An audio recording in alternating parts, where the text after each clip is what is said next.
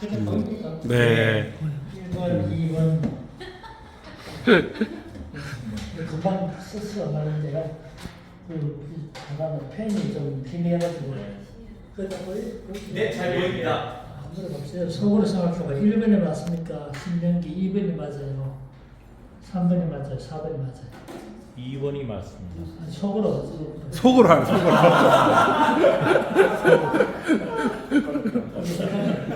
그래서 틀리려고 어떻게 하려고 저요? 공개적으로 한번 물어볼까요? 전정호 목사님 2번이라고 하면 2번으로 가야 돼. 2번도 있고 또 다른 번이요. 전 4번을 하겠습니다. 4번. 네. 또 다른 번 의견이 있으세요? 1번 1번도 있고. 하나님의 말씀. 말씀. 저도 1번. 요새 젊은 사람들 한번을 모른다고 부산에 중앙동이라고 있어요. 네. 부산 중앙동 식당 주인이 매일마다 그 사자성어를 걸었어. 근데 하루는 뭐를 걸었냐면 새옹지마 새옹지마 걸었는데 젊은 그 동아대학교 다니는 남녀 친구가 식사를 왔어. 이 학생 쳐다보니까 지마 갈지자 말맞잖 알겠는데 앞에 두 줄 모르겠거든.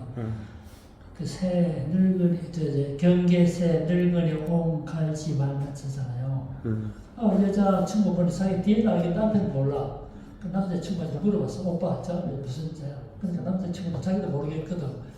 모르는 분 같은데 남기지 마. 남기지 마. 식당에. 안 남기고 다 먹었다. 남기고 다 먹었다고. 제가 그래서 설교할 때 사실 이렇게 질문해봅니다.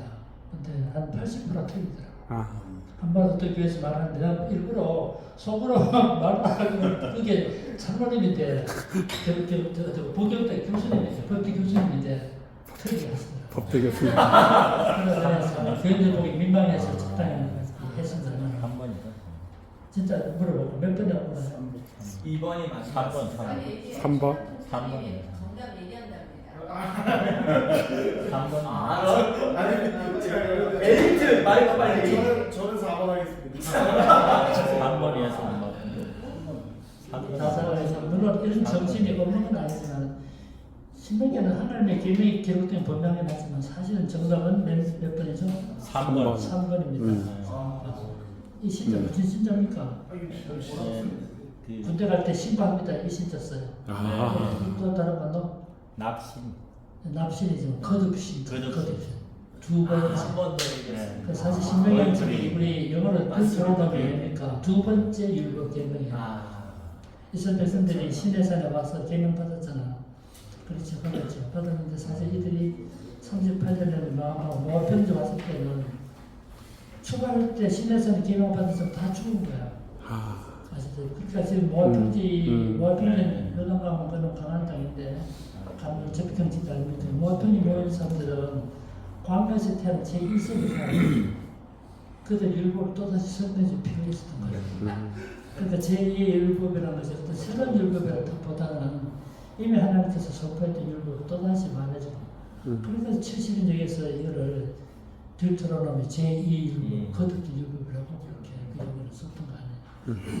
참고로 우리 물어봤는데 이런 게 한번 정리가 됐으면 좋겠어요. 써먹어도 되나요, 교수님? 써먹으세요.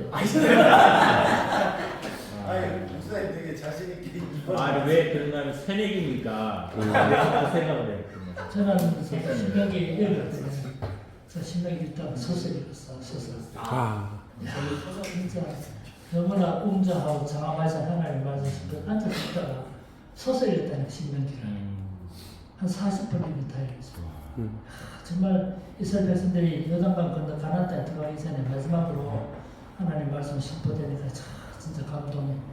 킹 제임스 버전은 영 자체가 웅장하잖아요. 그래서 정말 대단한 느낌이 들었어요. 그런데 처음부터이기 때문에 우리 젊은 학생들은 내용을 잘 몰라요. 그래서 초등학교 다닐 때 문단 나누기 해보면 1장부터 4장까지는 역사적 회고예요. 역사적 회고. 이스라엘 백성들 지금 모이는 모압 평지까지 오는 여러 가지 여전히 쭉 기록되어 있어요. 기억하기 좋게 말하는 뒤를 돌아보라. 5장부터 27장까지는 다시 하나님의 말씀을 들려주는 부분이에요. 이건 현재 상태를 볼 수 있는데 기억하기 좋게 말하는 위를 찾아보라. 그 다음 28장은 잘 알다시피 28장 설교 많이 하잖아요. 28장부터 34장까지 이제는 가나안 땅에 들어서 이렇게 살아라. 앞을 내다보라. 27장에 보면 알다시피 28장에 보면 율법이 다 끝난 다음에 가나안 땅에 들어가서 순종하기만 하면 이런 복을 받고 저런 복을 받고 나가도 복을 받고 들어가도 복을 받고 광주도 복을 받고 그런 말을 했잖아요. 그러니까 신명기에 기억하기 좋은 방법이 뒤를 돌아보라. 첫 번째 부분. 두 번째 위를 찾아보라. 세 번째 앞을 내다보라. 이게 구성된 책이에요. 그런데 이 전체 본문을 함축해서 이스라엘 백성들에게 권고하고 있는 말씀이 올리거든. 32장에.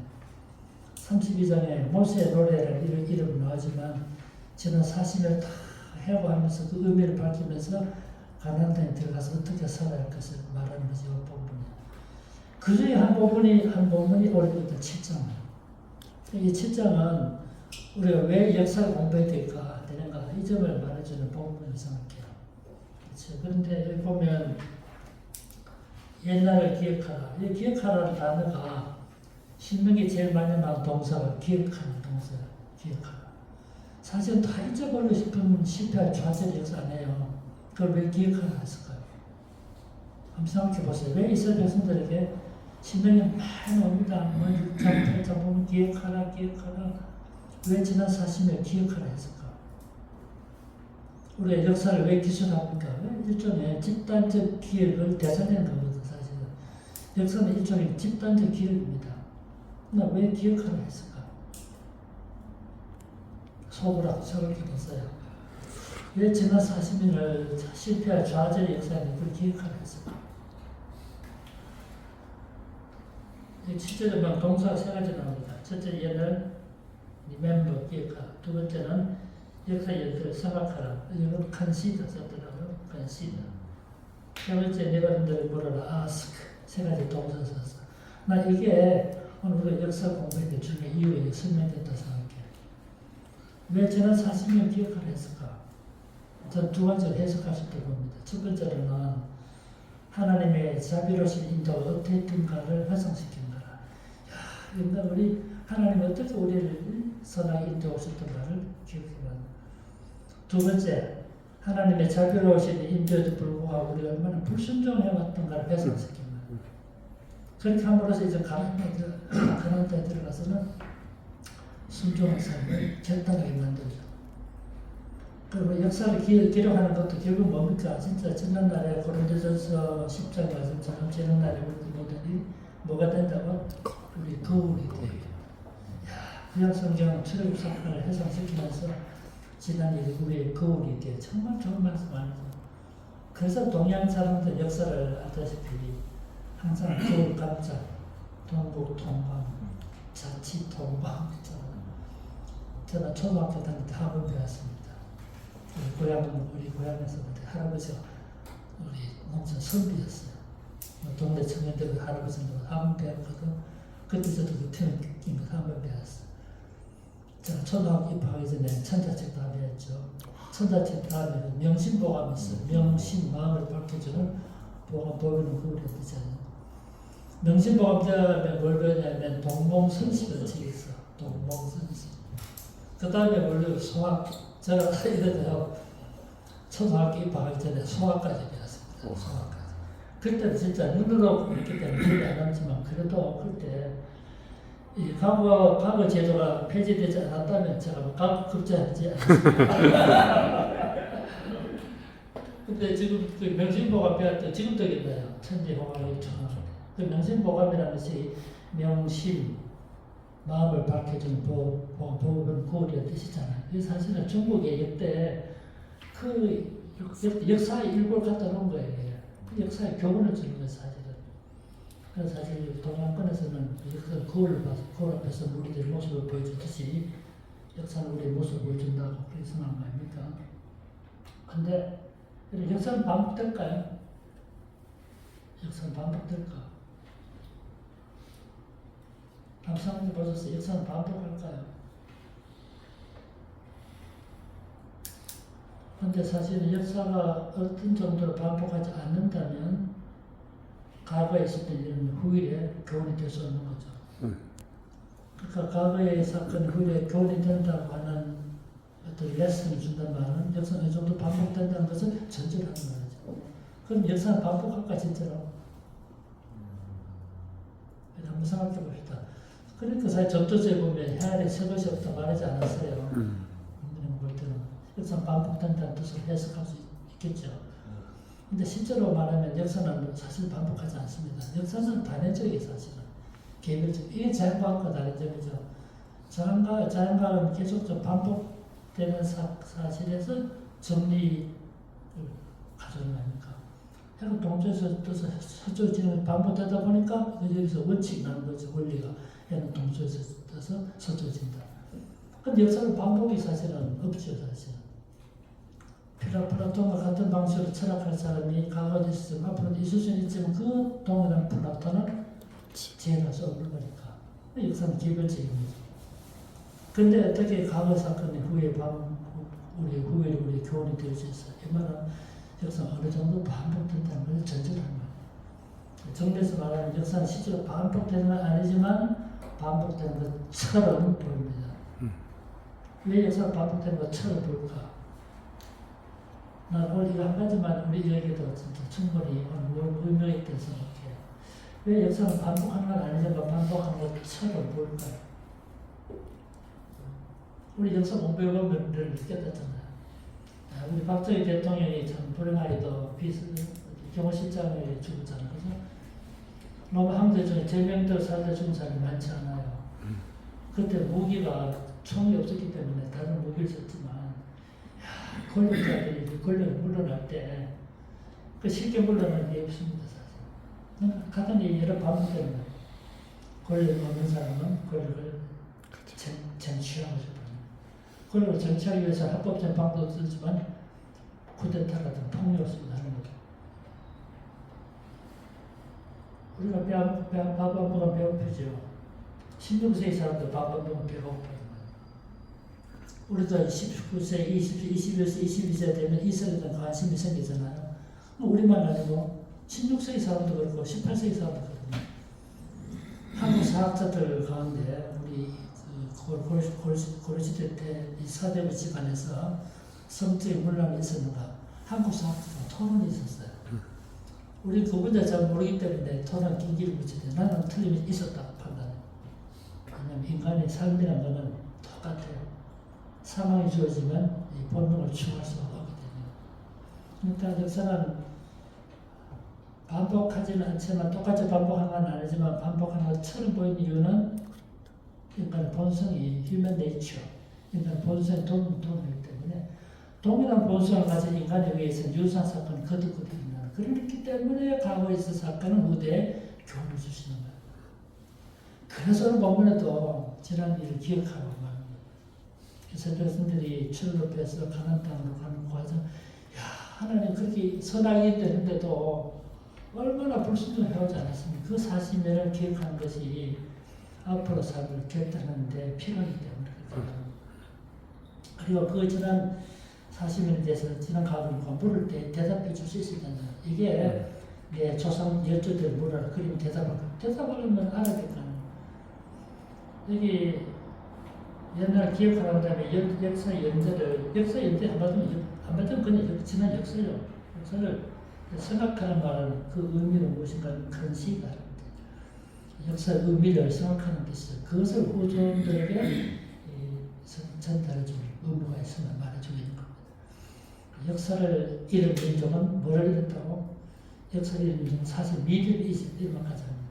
지난 과거를 아는 것이 왜 중요합니까? 그 역사 미래를 예견하고 미래를 결단하는 데 도움되기 때문에. 그래서 역사를 잊은 민족은 미래를 잊은 민족이다.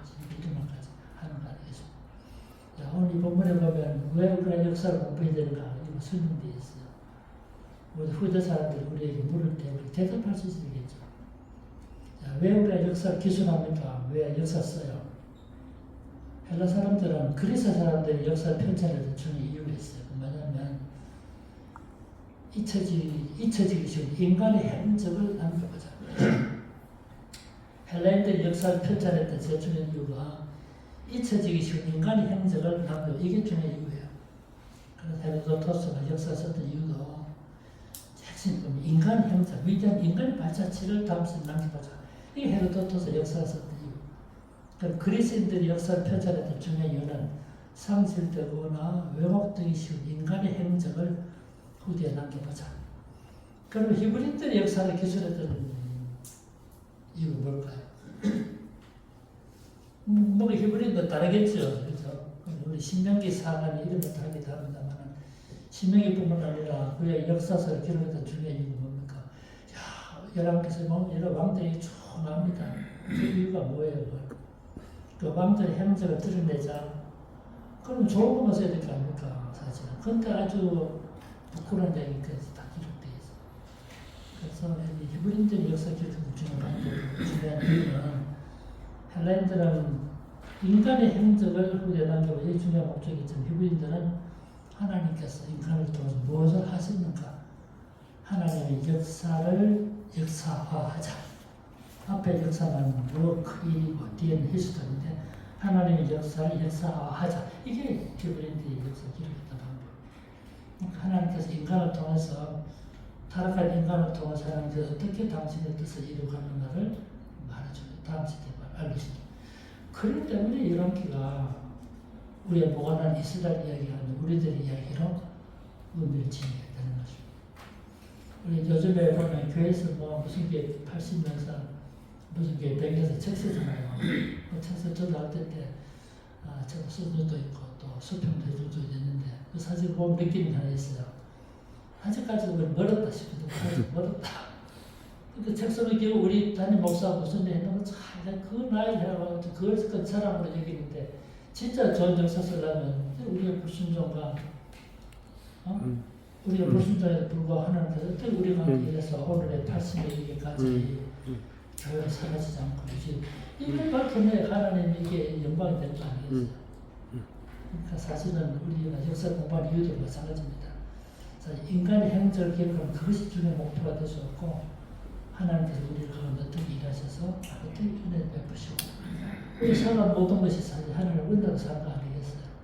이 점을 잘 들고 있는 것이 역사 연구의 필요성이고 역사 공부의 이유입니다. 우리 학우들 어린 관들 공부 참 하고 계시는데 이 본문 말씀을 잘 새기고 이스라엘 백성들이 이제 40년을 다 돌아보면서 가나안 땅에 들어가기 전에 이런 결단을 시켰던 것처럼 우리도 이런 성경을 가지고 살아가시는 우리 모든 학우들이 되시기를 바랍니다. 아멘.